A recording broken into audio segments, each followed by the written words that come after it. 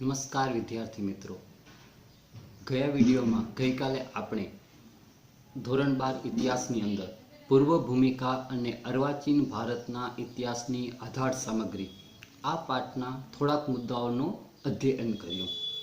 તો આનું આપણે થોડું પુનરાવર્તન કરીએ તો આપણે એમાં જોયું કે કોઈ પણ ઐતિહાસિક સાધન સામગ્રી, દસ્તાવેજ વગેરે જે છે એના વગર આપણે ઇતિહાસ જાણી શકતા નથી. એટલે આપણે જોયું કે ઇતિહાસ એટલે શું, તો કે દસ્તાવેજ નહીં તો ઇતિહાસ નહીં. આ ઇતિહાસની જાણકારી આપણને લિખિત સ્વરૂપે, અલિખિત સ્વરૂપે અથવા તો અભિલિખિત સ્વરૂપે જોવા મળે છે. તેવી રીતે જેને કહીએ કે નેપોલિયને પણ એક પ્રસિદ્ધ ઉક્તિ કહી હતી કે તમે મને કોઈ પણ એક રાષ્ટ્રની ભૂગોળ વિશે જણાવો તો તમને હું રાષ્ટ્રનો ઇતિહાસ જણાવીશ.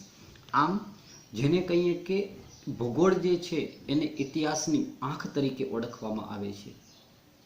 અંગ્રેજોએ આપણા ઉપર જેને કંઈ લગભગ 200 વર્ષ જેટલું રાજ કર્યું અને આપણે એમની ગુલામીમાં રહ્યા, એનો ઇતિહાસ તો આપણે ધોરણ 12ના વર્ષ દરમિયાન ભણવાનો જ છે. પણ સાથે સાથે આપણે જોઈએ તો એ પહેલાં પણ આપણા ભારત દેશ ઉપર અનેક યુરોપિયન પ્રજાઓનું આગમન થયું હતું. એના વિશેની પણ નોંધ આપણે ભણવાની છે. હવે આજે આપણે અર્વાચીન ભારતનો ઇતિહાસ છે એની આધાર સામગ્રી આપણને ક્યાંથી મળી શકે, તો જેને કહી શકીએ કે એક તો દિલ્હી જે રાષ્ટ્રીય અભિલેખાગાર છે તેનામાંથી, અને બીજું ગાંધીનગર જે રાજ્ય કક્ષાએ અભિલેખાગાર આવેલું છે ત્યાં આવી માહિતીઓનો સંગ્રહ થાય છે. અભિલેખાગાર એટલે કે આપણે એને બીજા શબ્દોમાં મ્યુઝિયમ તરીકે પણ ઓળખી શકીએ, જ્યાં આપણે કોઈ પણ સ્વરૂપે, દસ્તાવેજ સ્વરૂપે, ચિત્રાંકન સ્વરૂપે માહિતી પ્રાપ્ત થઈ શકે. એના પછી આપણે જોયું કે ભારતમાં સૌપ્રથમ 1498માં પોર્ટુગીઝ નાવિક વાસ્કો દ ગામા એ ભારતમાં આવ્યા અને એ સાથેનો આપણને ઇતિહાસ મળે છે. તો એ સમયે આપણે જેને કહીએ કે ભારતની અંદર પોર્ટુગીઝોનો ઇતિહાસ જાણવો હોય તો ગોવાની અંદર અને પોર્ટુગલની અંદર તેનું લિસ્બન કરીને જે શહેર છે ત્યાંથી આ માહિતી આપણને મળી શકે છે. એના પછી ડચ સાધન સામગ્રી, ડચીસ લોકો જે છે એ ભારતમાં આવ્યા. આ ડચીસ લોકો ભારતમાં વધારે પડતું કોચીન, સિંચુરા, કોલંબો, હેગ અને રીગા જેવા ભારતીય અને વિદેશી કેન્દ્ર જે છે ત્યાંથી આપણે તેના દસ્તાવેજ મળી શકે છે. જેમાં શ્રીલંકાના કોલંબોની અંદર જોઈએ તો ઈસ્ટ ઇન્ડિયા કંપનીના એટલે કે ડચ ઈસ્ટ ઇન્ડિયા કંપનીના 8000 કરતાં પણ વધારે દસ્તાવેજો આપણને પ્રાપ્ત થયા છે. એના પછી આપણે આગળ જોયું, સમય આગળ વધતા ફ્રેન્ચ સાધન સામગ્રી. ફ્રેન્ચ લોકો એ પણ આપણા ભારતમાં આવ્યા અને તેના પણ મહત્વપૂર્ણ દસ્તાવેજો મળે છે, જે ફ્રાન્સના પેરિસ ખાતે આવેલા કેન્દ્રીય અભિલેખાગારમાં જોવા મળે છે. અને એ સિવાય ભારતની અંદર ચેન્નઈ, મૈસૂર, હૈદરાબાદ, જેને કહી શકીએ કે દક્ષિણ ભારતના ઇતિહાસની રૂપરેખા, ત્યાંથી પણ આપણે આના દસ્તાવેજો પ્રાપ્ત થઈ શકે છે. આ આપણા ગયા વિડીયોનું પુનરાવર્તન કાર્ય હતું. હવે પાઠ આપણે આગળ વધારીએ છીએ એ પહેલાં હું તમને થોડીક સૂચનાઓ આપું છું. આ જે ઇતિહાસ છે, ઇતિહાસની અંદર તમને ઘણા બધા એવા ઇતિહાસકારોના નામ, કયા વર્ષની અંદર કાર્ય થયું, તેનું સ્થાન, સમય વગેરે આ બધી ઝીણી ઘણી બધી બાબતો જે છે એ તમને યાદ રાખવાની રહેશે. તો આ થોડુંક કઠિનતા ભર્યું છે જ, પરંતુ વારંવાર મહાવરો કરવાથી આ વસ્તુ છે આપણે ખૂબ જ આસાનીથી, સરળતાથી યાદ રાખી શકીશું. હવે જ્યારે તમે આ વિડીયો જુઓ છો, સાથે તમે પાઠ્યપુસ્તક તો હશે જ અને એક પેન્સિલ છે એ સાથે રાખવાની. ઘણી એવી સાલ આવે, ઇતિહાસકારોના નામ આવે, આ ઇતિહાસકારો દ્વારા રચાયેલી પુસ્તકો જે છે એના નામ આવે, તેના નીચે તમને અંડરલાઈન કરવાની છે. અને પેરેગ્રાફની અંદર ઘણી એવી ઘટના બની હોય અગત્યની, એના નીચે અંડરલાઈન કરતા જવાનું છે. કયા સ્થાન ઉપર ઘટના થઈ તેના નીચે પણ અંડરલાઈન કરવાની છે. કારણ કે આનામાંથી 1 માર્ક્સના પ્રશ્નમાં એક વાક્યના અને વિકલ્પના પ્રશ્નો પૂછાઈ શકે છે. સાથે સાથે 2 માર્ક્સવાળા પ્રશ્નો પણ જે છે એ પણ પૂછાઈ શકે છે. તો જ્યારે પણ તમે આ વિડીયો જુઓ ત્યારે તમારી પાસે પાઠ્યપુસ્તક હોવી જોઈએ અને એનો ખૂબ જ ધ્યાનથી, જેવી રીતે હું તમને અહીંયાથી સમજાવું છું એ સમજતાની સાથે એનો અભ્યાસ કરવો જરૂરી રહેશે. હવે આજે આપણે આજના આ પાઠની અંદર આગળના ભાગની શરૂઆત કરીએ. જેમાં આપણે જોશું કે શરૂઆતમાં પોર્ટુગલના પોર્ટુગીઝ આવ્યા, ડચ આવ્યા, ફ્રેન્ચ આવ્યા અને હવે આપણે આગળના મુદ્દામાં જોઈએ છે બ્રિટિશકાલીન સાધન સામગ્રી. ભારતમાં બ્રિટનની ઈસ્ટ ઇન્ડિયા કંપનીનું 1757 થી 1857 સુધી શાસન રહ્યું, એટલે કે લગભગ 100 વર્ષ સુધીનું શાસન રહ્યું. ત્યારબાદ 1858 થી 1947 ભારત આઝાદ થયું ત્યાં, એટલે કે બ્રિટિશ તાજનું શાસન રહ્યું. એટલે આપણે કહીએ કે આ જે લગભગ 200 વર્ષ સુધી જે શાસન થયું એ શાસન છે એ મુખ્યત્વે બે ભાગમાં વહેંચાયેલું જોવા મળે. એક તો જોવા મળે કે જેને કહી શકીએ કે બ્રિટનની ઈસ્ટ ઇન્ડિયા કંપનીના નામ હેઠળ ભારત ઉપર શાસન કરવામાં આવ્યું હતું. જે શાસન 1757 થી કરીને 1857નો જે મહાવિદ્રોહ થયો, મહાવિપ્લવ થયો ત્યાં સુધીનું.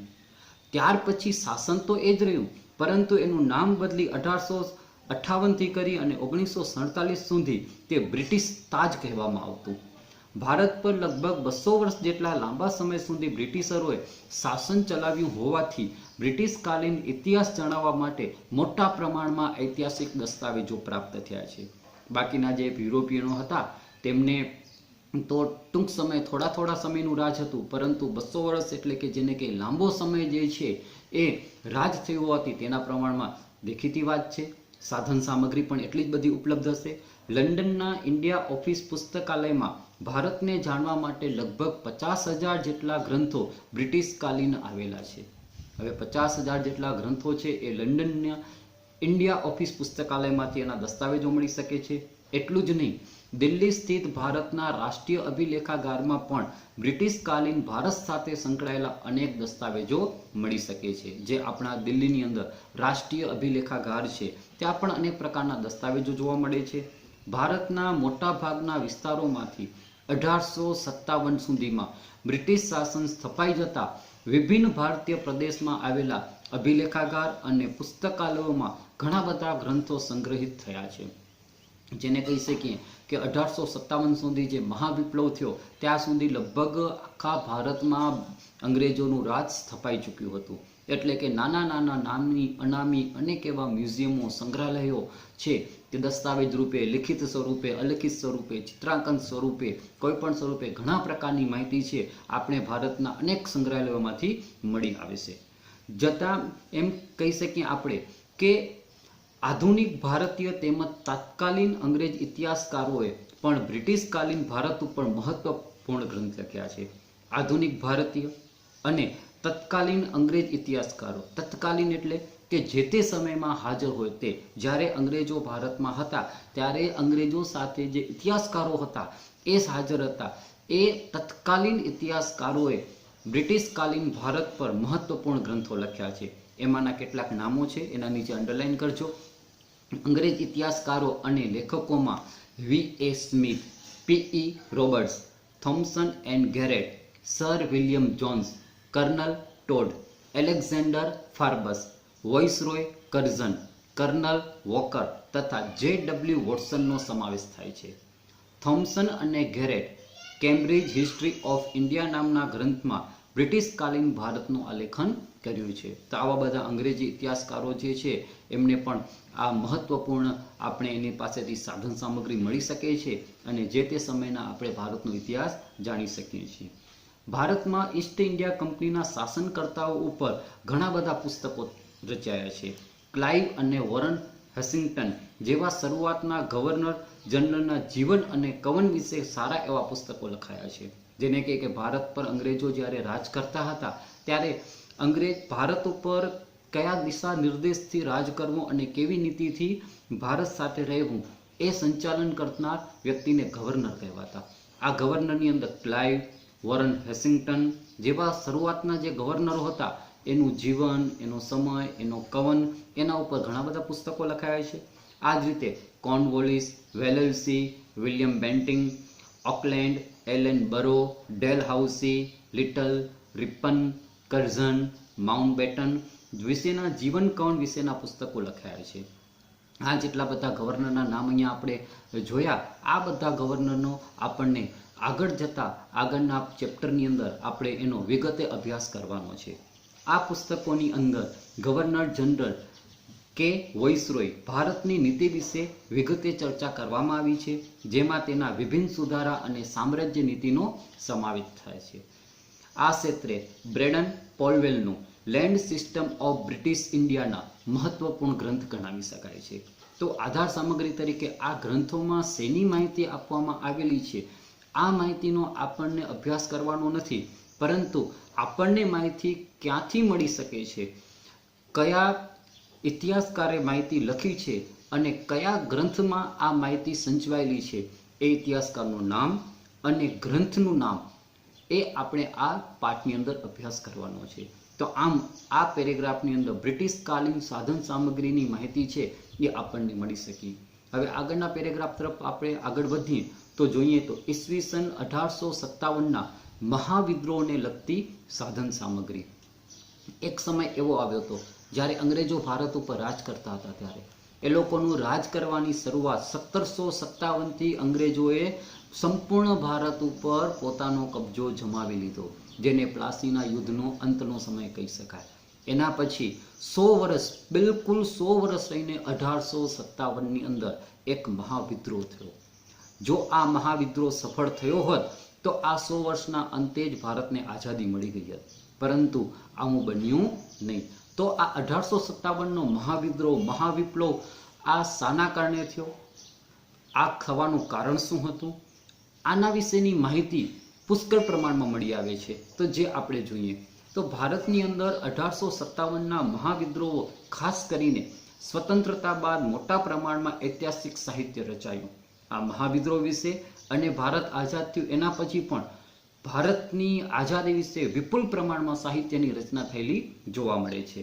આ મહાવિદ્રોહ સાથે સંકળાયેલા દસ્તાવેજો ભારતીય પુરાતત્વ ખાતા તેમજ લંડનની કોમનવેલ્થ કચેરીના ગ્રંથાલયમાં સંગ્રહિત છે. આના દસ્તાવેજો આપણને ક્યાંથી મળી શકે તો કે ભારતીય પુરાતત્વ ખાતામાં, અને એ સિવાય લંડનની અંદર કોમનવેલ્થ કચેરીના ગ્રંથાલય પુસ્તકાલયની અંદર પણ આ માહિતી આપણને મળી શકે છે. આ મહાવિદ્રોહ વિશે સૌપ્રથમ 1859 સર સૈયદ અહેમદે લખાણ કર્યું. આ પ્રશ્ન એક વાક્યમાં પૂછાઈ શકે છે કે 1857નો જે મહાવિદ્રોહ થયો એના વિશેનું લખાણ કોને કર્યું, તો કે સૌપ્રથમ 1859ની અંદર 1859ના સર સૈયદ અહેમદે લખાણ કર્યું. ત્યારબાદ વીર સાવરકરે 1857ના મહાવિદ્રોહને ભારતનો પ્રથમ સ્વતંત્રતા સંગ્રામ આ નામ આપી અને તેને આલેખતું પુસ્તક છે એ લખ્યું. એટલે બીજું વીર સાવરકરે બુક લખી આના ઉપર, જેનું નામ આપવામાં આવ્યું હતું ભારતનો પ્રથમ સ્વતંત્રતા સંગ્રામ. ત્યારબાદ સુરેન્દ્રનાથ સેને સૌથી મહત્વપૂર્ણ કહી શકાય તેવો 1857 નામનો ઐતિહાસિક ગ્રંથ લખ્યો.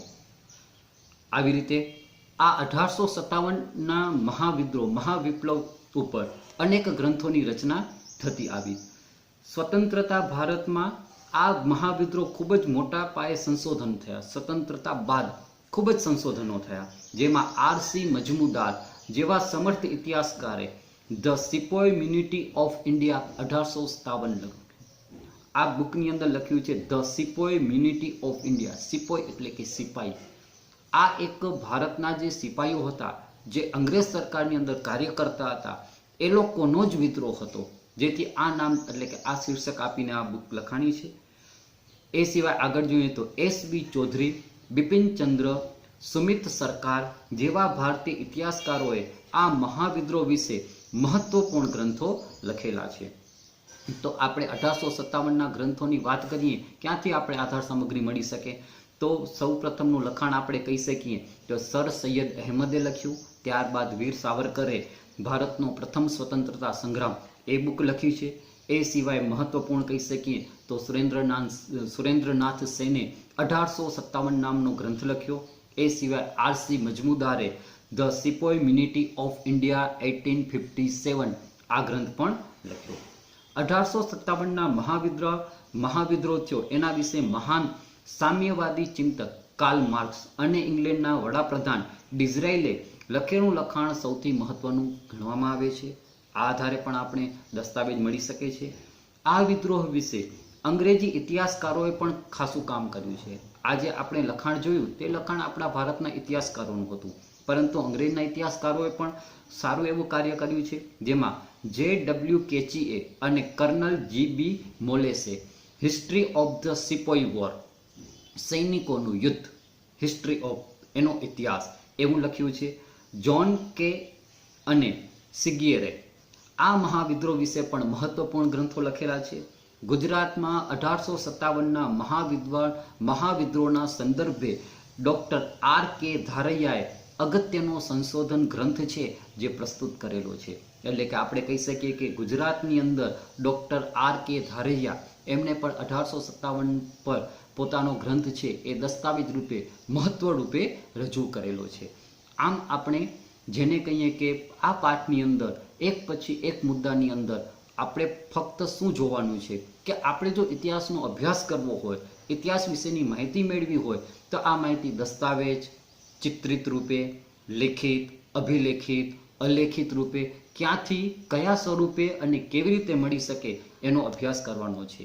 આ બુકની અંદર અને આ ઇતિહાસકારો એના વિશે નહીં, પરંતુ ઇતિહાસકારોએ ક્યારે અને કયા નામના ગ્રંથની રચના કરી, કયા વર્ષમાં કરી, એ વિશે આપણે સાધન સામગ્રી તરીકે માહિતી મેળવવાની રહેશે. વિદ્યાર્થી મિત્રો, અત્યારે જે આપણે માહિતી પ્રાપ્ત કરી, આ મુદ્દાની શરૂઆતમાં મેં તમને કહ્યું હતું કે ભારતમાં લગભગ 200 વર્ષ સુધી અંગ્રેજોએ રાજ કર્યું, તેને બે ભાગમાં, એટલે કે 1757 થી 1857 સુધી પહેલા 100 વર્ષની આપણે વાત કરી. તેની બુક, તેના ઇતિહાસકારો એ વિશે જોયું. હવે આપણે જે નવો મુદ્દો જોયો છે વિભાગ 2, એટલે કે 1857 પછી જે બ્રિટિશ તાજ તરીકે ભારતની અંદર જે અંગ્રેજોનું આ રાજ ઓળખાતું હતું એના વિશેની માહિતી આપણને કેવી રીતે મળી શકે. ભારતમાં 1857ના મહાવિદ્રોહ પછી તાજ શાસનનો, બ્રિટિશ તાજ શાસનનો પ્રારંભ થયો.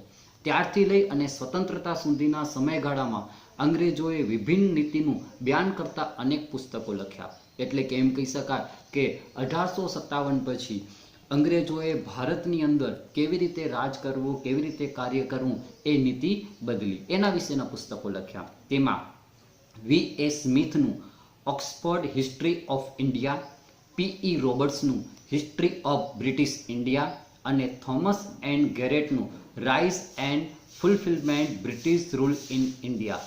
આ 3 અગત્યના ગ્રંથ ગણાવી શકાય. આ ત્રણેય ગ્રંથને અને ઇતિહાસકારોના નામ હું ફરીથી બોલું છું, તમે બુકની અંદર અંડરલાઇન કરી લેજો. V.A. સ્મિથનું Oxford history of India, P.E. રોબર્ટ્સનું હિસ્ટ્રી ઓફ બ્રિટિશ ઇન્ડિયા અને થોમસ એન્ડ ગેરેટનું rise and fulfilment British rule in India. આ અગત્યના ગ્રંથો છે. ભારતમાં બંધારણીય ઇતિહાસને ઉજાગર કરતા ગ્રંથોની અંદર જેને કહી શકીએ A.C. બેનર્જી કૃત ઇન્ડિયન કોન્સ્ટિટ્યુશનલ ડોક્યુમેન્ટ્સ, એ બી કીથનું ભારતીય બંધારણીય ઇતિહાસ, આ બંને ગ્રંથો પણ અગત્યના ગણાવી શકાય છે. તો આ બાકીના લગભગ 100 વર્ષ એટલે કે 1857 થી કરી અને 1947 એટલે કે અંદાજિત 90 વર્ષની અંદર જે કંઈ ઘટનાઓ થઈ તે અંગેની આધાર સામગ્રી આપણે આ ગ્રંથોમાંથી મળી શકે છે. હવે આપણે આગળ વધીએ તો એના પછીના મુદ્દામાં આપણે પહેલો મુદ્દો જોયો, જેમાં 1757 થી 1857 સુધી જે આધાર સામગ્રી મળી એની, અને 1857માં જે મહાવિદ્રોહ, મહાવિપ્લવ થયો એની આધાર સામગ્રી, દસ્તાવેજો આપણે ક્યાંથી મળી શકે એ જોયું. એના પછીના મુદ્દામાં આપણે જોયું કે 1857 થી કરી અને 1947 દરમિયાન આપણને કયા પ્રકારના દસ્તાવેજો મળી શકે તે. હવે આપણે એ મુદ્દો જોવાનો છે કે સ્વતંત્રતા સંગ્રામ દરમિયાન, એટલે કે 1947માં આપણે આઝાદી મળી એ સમય દરમિયાનની સાધન સામગ્રી જે છે, એના જે દસ્તાવેજો છે, એની માહિતી છે, આપણને ક્યાંથી મળી શકે. તો એના માટે ભારતીય સ્વતંત્રતા સંગ્રામ અને આ સંગ્રામના મહાન નેતાઓ ઉપર પ્રચુર માત્રામાં પુસ્તકો, ગ્રંથો, દસ્તાવેજો, વર્તમાનપત્રો વગેરે અલગ અલગ સ્વરૂપે આપણને સાધન સામગ્રી મળી શકે છે. જેમાં આપણે જોઈએ તો દાદાભાઈ નવરોજીના પુસ્તક poverty and un-British rule in India, તેમજ રોમેશચંદ્ર દત્તના ઇકોનોમિક હિસ્ટ્રી ઓફ ઇન્ડિયા, તેની શરૂઆત છે. એટલે કે શરૂઆતની અંદર 1857 પછી ભારતની સ્થિતિ અને ત્યાંની કેવી દશા હતી તેની માહિતી આપણને દાદાભાઈ નવરોજીનું જે પુસ્તક છે poverty and un-British rule in India અને રોમેશચંદ્ર દત્ત છે એનું ઇકોનોમિક હિસ્ટ્રી ઓફ ઇન્ડિયા ત્યાંથી આપણને માહિતી મળી શકે છે. પટ્ટાભી સીતારામૈયાના ગ્રંથ હિસ્ટ્રી ઓફ ઇન્ડિયન નેશનલ કોંગ્રેસ તેમજ ડોક્ટર તારાચંદ્રના ફ્રીડમ મુવમેન્ટ ઓફ ઇન્ડિયા આ ગ્રંથો પણ ખૂબ જ મહત્વપૂર્ણ ગ્રંથો છે. આધુનિક ભારતીય ઇતિહાસકારોએ સ્વતંત્રતા સંગ્રામ વિશે એટલે 1950 પછી વિભિન્ન દ્રષ્ટિકોણથી આપણે જોઈએ તો ભારતીય સ્વતંત્રતાનો ઇતિહાસ રાષ્ટ્ર સમક્ષ મૂકેલો છે કે ભારત જે છે એને કેવી રીતે આઝાદી પ્રાપ્ત કરી આ એનો ઇતિહાસ છે એ અલગ અલગ દસ્તાવેજો રૂપે જોવા મળે છે. એટલે આ મુદ્દામાં આપણે શેની ચર્ચા કરશું તો આ મુદ્દાની અંદર આપણે સ્વતંત્રતા દરમિયાન જ્યારે ભારત 1947માં આઝાદ થયું ત્યારે આપણને એ સમયની આધાર સામગ્રી ક્યાંથી મળી શકે છે એના વિશેની આપણે ચર્ચા કરવાની છે. તેની અંદર આપણે દાદાભાઈ નવરોજીનું પુસ્તક જોયું, રમેશચંદ્ર દત્તનું પુસ્તક જોયું વગેરે પુસ્તકોમાંથી આપણે આધાર સામગ્રી મળી શકે છે. આવા મહત્વપૂર્ણ ગ્રંથોમાં ભારતીય વિદ્યાભવન ગ્રંથ શ્રેણીનો પણ સમાવેશ થાય છે. તો કઈ જગ્યાએથી મળે તો જો આરસી મજમુદારના વટપણ હેઠળ સમગ્ર ભારતનો ઇતિહાસ લગભગ 12 જેટલા ભાગોમાં પ્રકાશિત કરવામાં આવેલો છે.